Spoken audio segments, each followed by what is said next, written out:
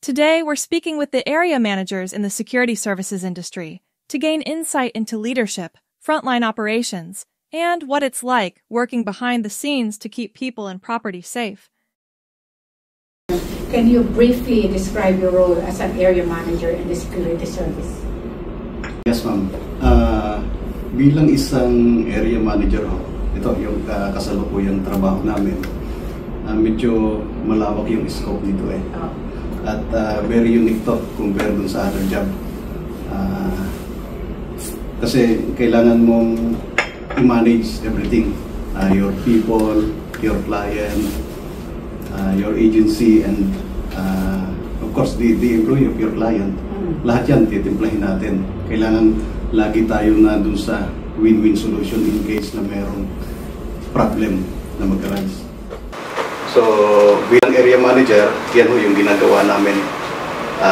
Minamanage namin yung aming mga tao, yung aming mga equipment for the interest of the agency. And sa client side naman, pinapakinggan natin yung boses ng kliyente kung paano mas mapapabuti yung serbisyo na ginagawa natin sa kanila.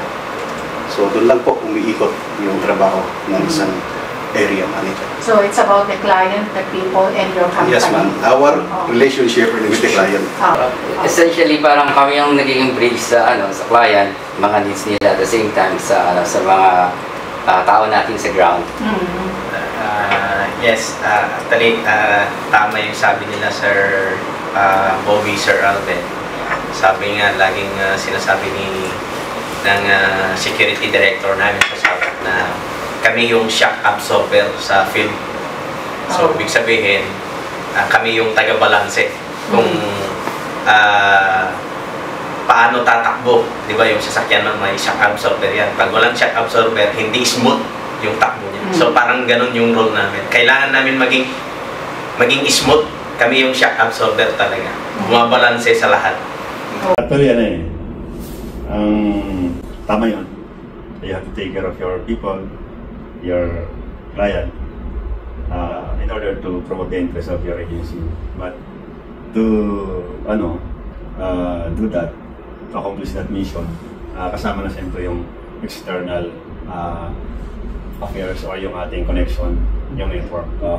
Sa araw ng ating trabaho, hindi mo talaga ma-accomplish yung mission natin. Kasi at the end of the day, ganyan talaga eh. We are the force multiplier of the law enforcement agencies, and we are actually private security profession. Yeah. So kaya hindi talaga pwedeng mawala na hindi tayo nakakapit sa kanila. So yun actually vital factor yun, vital aspect yun ng ating trabaho as a area manager. Yeah. Yes. Pero tayo, kung hindi ka committed talaga sa job mo, hindi ka committed sa company mo, hindi ka pwede sa sa security. Kasi 24/7 walang pahinga talaga. Yes. Ang alam ko kahit 'di ba natutulog kayo, pag may nangyari, talaga kailangan pumunta sa field.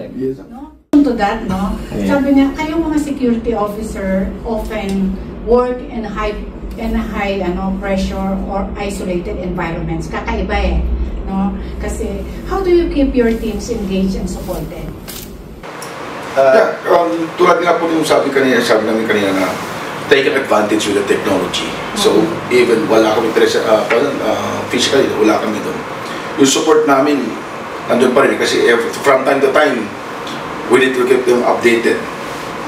Kung kinakailangan namin silang tawagan, tatawagan namin. And then, kung kinakailangan mag-convene in a meeting, pwede kami mag-send ng link through the apps. So, nakakapag-convene kami ng meeting, and then we can give the support, whether advices, instructions, or orders na pwede may bigay namin sa kanila.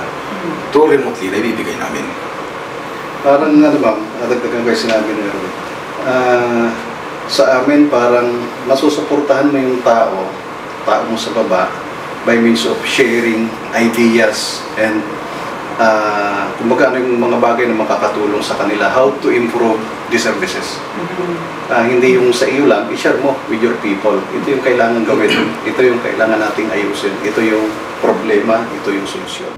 So paano nyo napapanatili na yung mga tao ninyo sa baba very cooperative, di ba cooperative, engage sila, yung parang ano sila,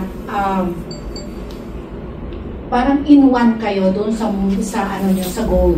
Paano nyo sila nakukumbinsi na, ito ang mga dapat natin gawin, dapat, di ba? Yes, ma'am. Paano nyo ginagawa yun sa tao?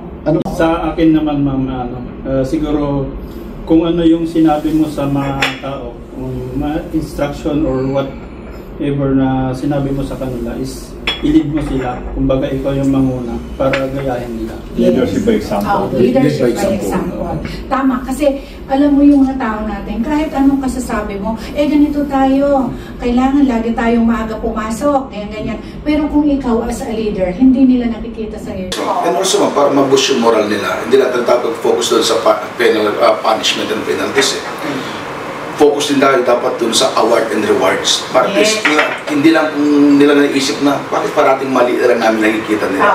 Pero kung nandun yung awards and rewards natin sa kanila, yung recommendation, tapos yung pati mga cash incentives kung nagagawa sila ng mga magandang trabaho sa baba, mabubush yung moral nila, ma'am. Lalo pag i-award mo yun sa harapan ng formation. Tawag natin na general formation. So ramdam nila ramdam nila na nakikita natin kung ano man ang mga ginagawa nila. And they're fully appreciated.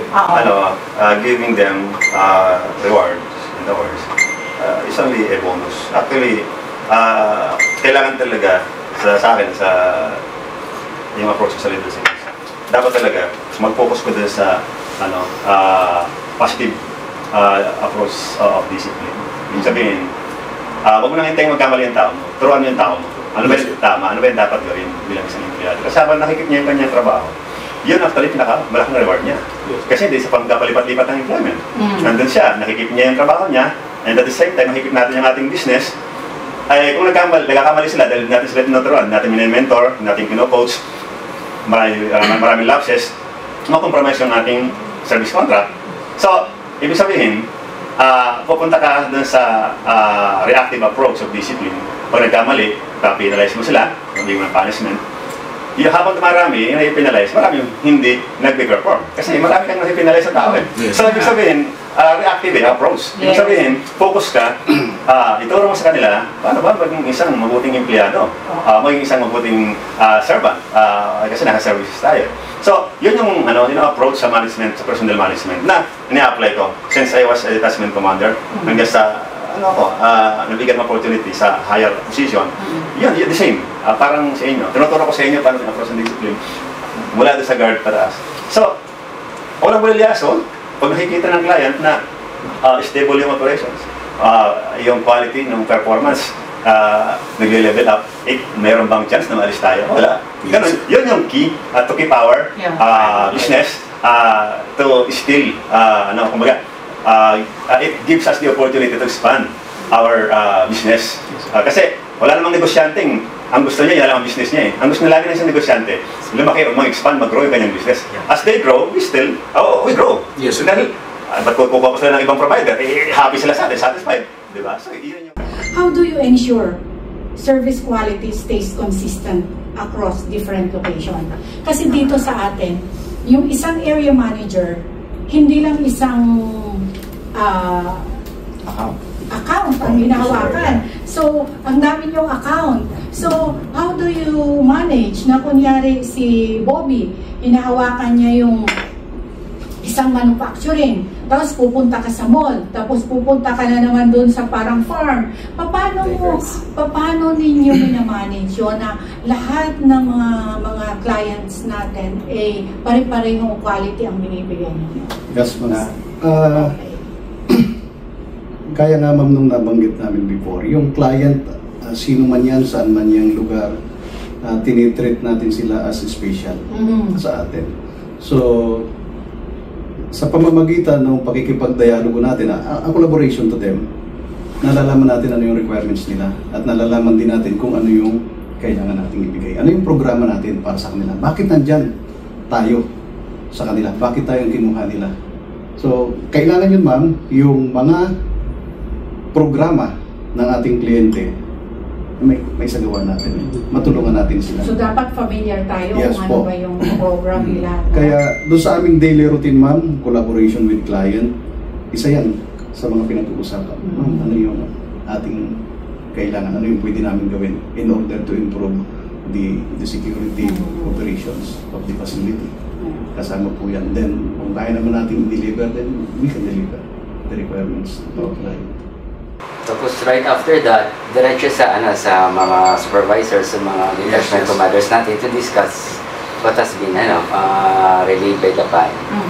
Tapos after that, magpo-post to post, iikot just to check yung mga tao if yung knowledge nila with their respective post ay alam nila duly ng detachment na discuss sa kanila. Actually, kahit na hindi namin sila nami-meet in person, basically direct collaboration, they are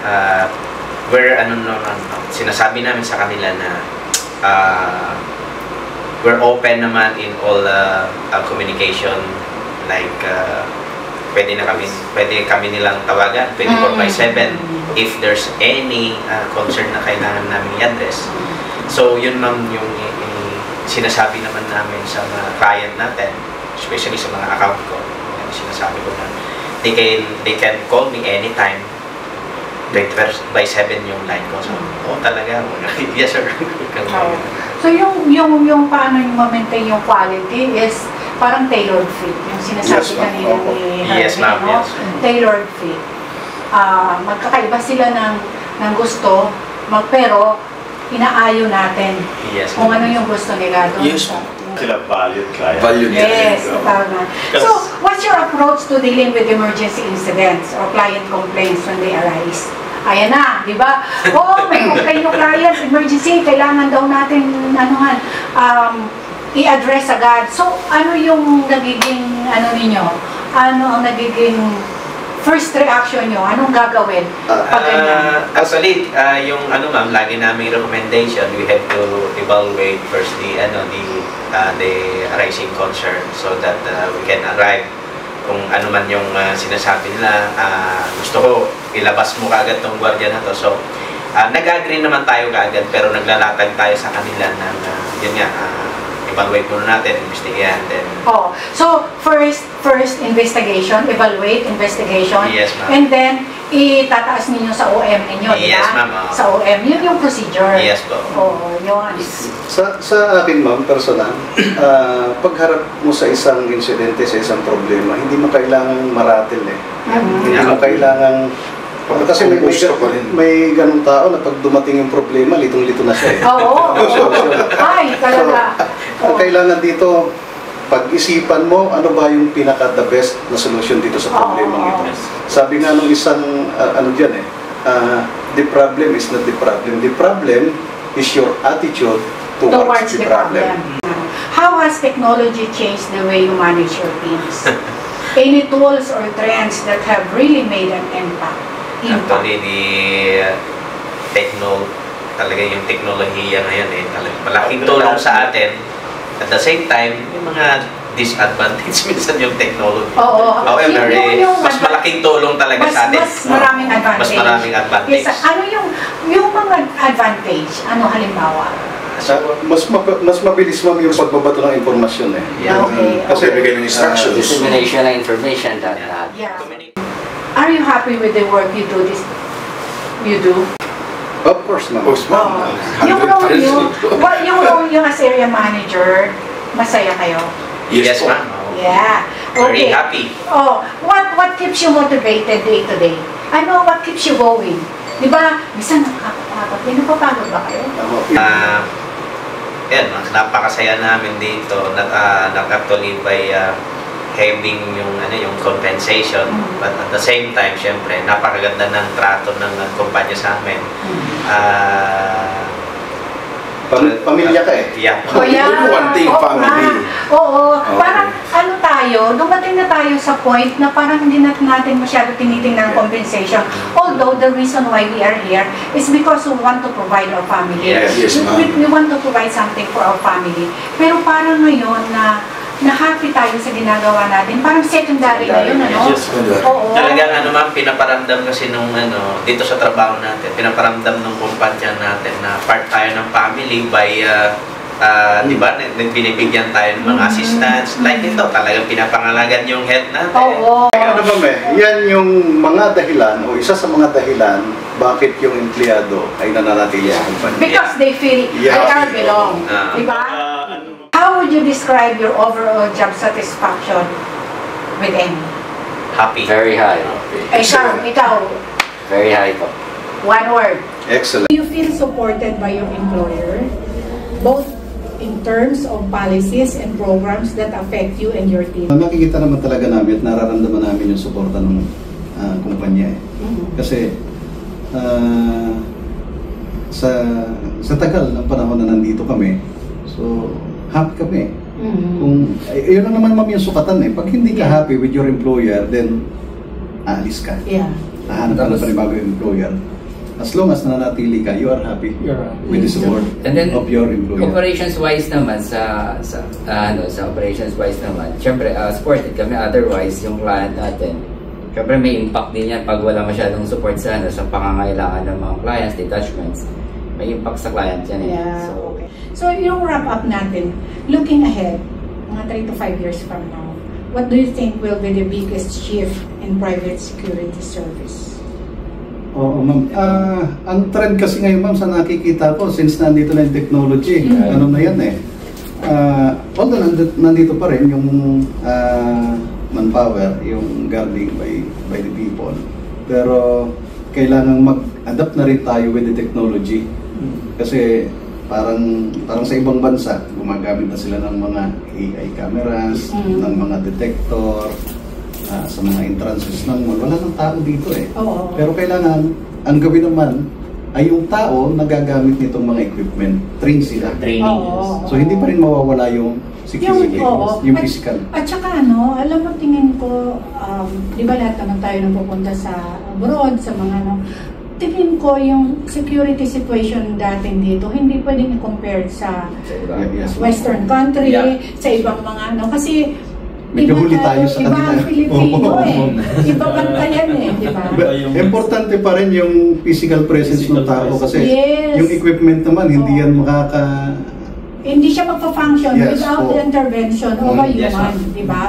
Kasi kagaya ng CCTV, ano yung use ng CCTV kung nandiyan lang siya? Wala ka namang human operator na. So ngayon, yung ano ba yung nilalagay doon sa harap? Yung walkthrough detector. Paano kung umilaw yun at yung isa may dalang ganito? So kung walang human doon, paano mo ma-apprehend yung dumaan doon? Yun nga, ma'am, yung tao kailangan knowledgeable doon sa paggamit ng equipment. So yun yung dapat natin training. So training. Kasi doon ang punta natin Andiyan ang technology So paano mo gagamitin yung technology? Paano mo gagamitin yung equipment? Actually, doon sa isang mall na area natin, yung mga entrances po doon, mga AI generated na yung mga cameras po doon. Pero ang sabi ng client, i-assist ninyo kung kailangan pa ba ng security or hindi na. Which is nag-assist kami. Kailangan. Sabi ko, kailangan. Kasi human. AI generated yan, paano i-approach yung nakita ng AI? Kung walang tao. Yes. No, may impact din talaga in terms sa atin manpower provider or providing a security services as manpower services. So, yung impact lang siguro sa atin dahil papasok na tayo sa high technology or sa technology 2 to 5 years from now is yung impact sa atin magkakaroon ng maybe reduction. May konting bawas sa ating mga deployment. Pero hindi mawawala. Hindi mawawala. May mga bawas lang sa deployment but still nandun pa rin yung human or manpower services. Kasi talaga kailangan nila yung yes, kung meron lang talagang bagong technology, so sa part natin, training lang how to utilize, how to use this technology. Yeah, that's right. So, overall, napakaganda ng mga nasabi ninyo, yung mga ideas ninyo, yung how you describe your work, yung mga sitwasyon, So napakaganda. Pati ako tuloy na enlighten ako. Thank you. Thank you, ma'am.